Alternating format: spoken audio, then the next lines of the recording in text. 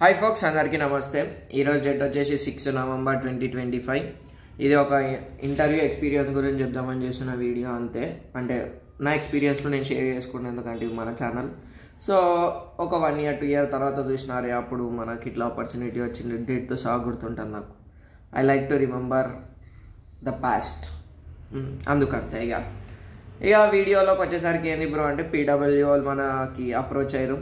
ఎవరు అప్రోచ్ అయ్యారు బ్రో అంటే, రిక్రూటింగ్ టీము. ఎట్లా అప్రోచ్ అయ్యారు అంటే, అదేదో ఆర్థో సెంటర్ వీడియో, అదే హైయెస్ట్ వ్యూస్ వచ్చిన వీడియో నా ఛానల్లో ఎంత 55K అరౌండ్ ఉన్నాయి. అందులో మా తమ్ముని గారి నంబర్ ఉంది. ఆ నంబర్కి వీళ్ళు ఫోన్ చేసి నా నంబర్ తీసుకొని ఫోన్ చేసారు. ఎప్పుడు చేసారు? అరౌండ్ 11:40 PM ఫోన్ చేసారు. అంటే మనం నైట్ షిఫ్ట్కి అయ్యి వచ్చేసరికి కొంచెం నిద్రమబ్బులు ఉండే, నిద్ర డిస్టర్బ్ అవుతుందని కోపం వచ్చి కొంచెం రూడ్గానే హలో ఎవరు అని గట్టిగా అన్నా. దాని తర్వాత పీడబ్ల్యూ అంటే ఇంకా సరే సరే అనుకున్నాం. ఏమన్నాడు అంటే, ఇంటర్మీడియట్ టీచ్ చేయడానికే లైవ్ క్లాసెస్ తీసుకోవడానికి మీరు రెడీ ఉన్నారా? ఎట్లా ఈవినింగ్ 6 to 6 hours అట్లా అన్నాడు, వర్క్ అవర్స్. సరే అని చెప్పిన నేను. ఇన్ పర్సన్ మీట్ అయిదామని చెప్పిన. తర్వాత సరే బ్రో అది మొత్తం తర్వాత ఫస్ట్ అయితే నాలెడ్జ్ రౌండ్ కంప్లీట్ చేద్దాము అని అన్నాడు. Next day, that is on yesterday November 5, 2025 around 4 PM అయ్యింది.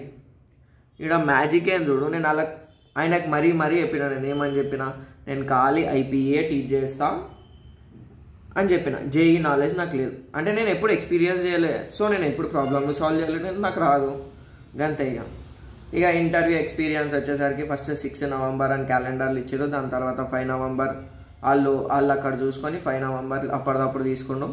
మనకి ఇంటర్వ్యూ తీసుకున్నాడు ఒక పర్సన్. ఆ పేర్లు మనం వద్దు, ఒకడు ఏ పేరు అనుకుందాం, జీ అనుకుందాం. ఈ జీ అనేట ఆయన ఏం చేసిండంటే, నేను ముందే ఆయన చెప్పిన. ఏమని చెప్పిన, నేను ఓన్లీ ఐపీఏ డీల్ చేస్తా. ఐపీఏ అంటే ఇంటర్మీడియట్ పబ్లిక్ ఎగ్జామినేషన్స్, ఐపీఏ చెప్తాను. సరే అన్నాడు. First tell me about your self అన్నాడు, చెప్పేసినాము. దాని తర్వాత కొన్ని క్వశ్చన్లు ఇచ్చిండు. ఒక క్వశ్చన్ అయితే ఎట్లుంది బ్రో అంటే, అది నేను ఇంటర్ చదివి నాకు 10 years అవుతుంది, అరౌండ్ 10 years అవుతుంది. నా జిందగీలో ఎప్పుడు ఆ కాన్సెప్ట్ పేరేం లే. ఆయన అంటాడు అది ఇంటర్లోనే ఉంది అంటాడు. సరే తెలియదు అని చెప్పేసిన. తర్వాత కొన్ని ఇంటిగ్రేషన్ క్వశ్చన్లు అడిగిండు, ఇంటిగ్రేషన్ చెప్పినాము. బట్ ఈడ మ్యాజిక్ ఏంటంటే, ఒక క్వశ్చన్ ఇచ్చింది. ఏది? Integral cos x by cos x plus sin x dx ఇచ్చింది. లిటరలీ నేను చెప్తున్నా కదా, లాస్ట్ 5 years నుంచి పేపర్ సాల్వ్ చేస్తున్నా.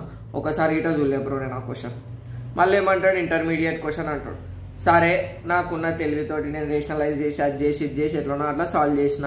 అది గిట్ట జేఈ క్వశ్చనే. ఇక అందులో 2 ఇంటిగ్రల్ ఫార్ములాస్ వచ్చినాయి. ఏదేది బ్రో అంటే, integral secant X, integral tan X. అవి చెప్తున్నా కదా, 100%లా 2% వాడతాం మనం. అది ఇంటర్మీడియట్లా పబ్లిక్ ఎగ్జామినేషన్స్లో ఆ ఫార్ములా జస్ట్ 2% వాడతాం. అది గిట్ట ఏడ వాడతాం అంటే, డిఫరెన్షియల్ ఈక్వేషన్స్లో రేర్గా ఇంటిగ్రేటింగ్ ఫ్యాక్టర్ ప్రాబ్లం వచ్చినప్పుడు వస్తాయి. పాయే అది గిట్ట వాయే. దాని తర్వాత ఏమైంది, నేను అనుకునే ఇంటర్వ్యూ వీక్ ఇంద్ర పోయి నేనేం చెప్పిన, ఐపీ అని చెప్పిన. ఐపీ అడగకుండా డీప్ కాన్సెప్ట్స్ అడుగుతాను. జేఈ అడుగుతుంది, నాకు తెలియదు భయ్, నాకు తెలియకపోతే తెలియదనే చెప్తా. అది అయిపోయింది. దాని తర్వాత ఏమైంది, మళ్ళీ టోటల్ ప్రాబిలిటీ అన్నాడు. టోటల్ ప్రాబిలిటీ అంటే ఎంత? =1 అన్నా. సరే అది ఎట్లా వచ్చింది అంటాడు. అంటే అది ఆయనకి వచ్చిన ఆన్సర్ నేను చెప్పలే. ఎందుకంటే అక్కడ టోటల్ ప్రాబిలిటీ =1 అనే మనం random variable 7 marks question solve చేస్తాం. గదే చెప్పిన. ఆయన కాదంటాడు. సరే లైట్ తీసేసుకున్నా. ఇంకా మనకి తెలిసిపోయింది ఇక ఇది వీక్ ఇన్ రబే అని. ఈడ పాయింట్ ఏంటంటే, నాకు ఒక 3-4 క్వశ్చన్లు ఉన్నాయి అంతే. పీడబ్ల్యూ పెద్ద తోపే, ఎన్లా జేఈలో తోపు. ఎవరి వల్ల తోపు? స్టూడెంట్స్ వల్లనే తోపు. ఫ్యాకల్టీ వల్ల వాళ్ళ వల్ల కాదు. మనం ఎంత చెప్పినా కానీ స్టూడెంట్కి చదవబుద్ధి అయితే చదువుతారు, లేకపోతే లేదు. సరే బ్రో అది అంతా వదిలేసి 2024-2025లా మ్యాథ్స్ 1B సబ్జెక్ట్లా లిటరల్లీ మీ పీడబ్ల్యూ కాలేజ్ మాదాపూర్ బ్రాంచ్లకి 70% ఫెయిల్ అయినారు. అంత ఎక్స్పర్ట్ ఫ్యాకల్టీని పెట్టుకొని ఏం చేస్తారు? మళ్ళీ పాస్ కావాలి కదా. మళ్ళీ తక్కువ ఫీజు ఎంత ఉంది తెలుసా? ప్రజెంట్ ఇయర్ వాళ్ళకి, డే స్కాలర్ వాళ్ళకి 2,50,000 తక్కువ లేదు. ఇదంతా నాకు ఎట్లా తెలుసా అని మీరు అడగవచ్చు. ఎట్లా అంటే, మనకి స్టూడెంట్స్ ఉంటారు భయ్. ఈ స్టూడెంట్స్ ఎట్లా, నాకు ఒక బ్యాడ్ హ్యాబిట్ ఉంది. ఏం బ్యాడ్ హ్యాబిట్ తెలుసా? కమెంట్ పెట్టగానే నేను రిప్లై ఇస్తాను. అది మంచి కమెంట్ అయినా కానీ, గలీజ్ కమెంట్ అయినా కానీ నాకు ఫరకే పడదు. నువ్వు కమెంట్ పెట్టినా నేను రిప్లై ఇస్తాను. అంతే అంతే. ఇంకోటి ఏం చెప్దాం అనుకున్నా అంటే at the end of the day thanks for the opportunity. నా ఓవర్ థింకింగ్ అయితే ఓవర్ థింకింగ్ ఆపేసేయాలి ఫస్ట్. నేనేమనుకున్నా అంటే అరే వచ్చిందిరా బే ఆపర్చునిటీ, మనం ప్రజెంట్ ఉన్న ప్యాకేజ్ కంటే ఒకవేళ దానికంటే ఎక్కువ ఇచ్చిరా అనుకో జాబ్ ఇట్లా మానేద్దామని ఉండే, టు బీ ఫ్రాంక్ చెప్పాలంటే. ఎందుకంటే నాకు డిజిటల్ బోర్డ్లో టీచ్ చేయాలని ఉండే. మనం సెటప్ చేయాలంటే ఏంది 3 lakhs అవుతుంది మొత్తం అంతా సెటప్. మళ్ళీ మనకి టీమా లేదు, నేను ఒక్కరిని అవతలు ఉండాలి ఇవతలు ఉండాలి. అదే వాళ్ళ దాంట్లో కొలాబ్ అయినాం అనుకో, పోన్రా బై పీడబ్ల్యూ అని హుడీ వేసుకొని చెప్తా గంతే. కంటెంట్ అయితే చెప్పేది నేనే కదా, అట్లుండే. At the end of the day ఏమనుకున్నా అంటే ఓవర్ థింకింగ్ మానేసేయాలి. ట్రై అయితే చేసినాం, బట్ ఏంది బ్రో అంటే మీరు ఐపీ అన్నప్పుడు ఐపీ రిలేటెడే అడగాలి. ఏది ఇంటర్మీడియట్ పబ్లిక్ ఎగ్జామినేషన్స్ రిలేటెడే అడగాలి అంతే. గదే ఎక్స్పీరియన్స్. ఇక తర్వాత 1+ ఎక్స్పీరియన్స్ 1+ స్టోర్ ఎక్స్పీరియన్స్ చెప్తా. State tune to that. ఇది యూట్యూబ్లో పెడతా, మీకు నచ్చినా చూడరు నచ్చకపోయినా చూడరు, మీ ఇష్టం. ఇది నా మెమరీ కోసం నేను పెడుతున్నాను, సరేనా? ఇంకోసారి పెద్ద కాలేజెస్కి పోయే ముందు ఒక్కటి గుర్తుపెట్టుకో, ఎంతమంది ఫెయిల్ అయినారు ఎంతమంది పాస్ అయినారు కాలేజ్ వాళ్ళు బొంగు బియ్య చెప్పారు. సో సీనియర్స్ నడు.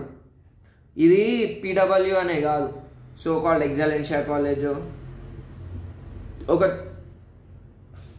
లోకల్ కాలేజెస్లోనే జేఈ అని చెప్పి 75 తీసుకుంటున్నారు, 75,000 per annum. ఏం చెప్తారు బ్రో అంటే ఏం చెప్తలేరు, పీక్తలేరు ఆడ. పైసలు బ్రో, అవి పైసలు మీకు అంత ఉంటే గైడెన్స్ కావాలంటే అదేదో గైడెన్స్ ఫీజు నాకు కొట్టేసేరి, నేను చెప్పేస్తా ఈజీగా 60+ మార్క్స్ వచ్చేటట్టు చేస్తా. ఎప్పుడు అవుతుంది అది? నేను చెప్పింది నువ్వు చేయి, రాకపోతే నన్ను అడుగు, నువ్వు కట్టిన పైసలలో కానీ 50% వాపస్ కొడతాను. That's the confidence on me, సరేనా? నన్ను నేను నమ్ముకుంటా, ఉన్నదంతా అమ్ముకుంటా. Thanks for watching, bye by.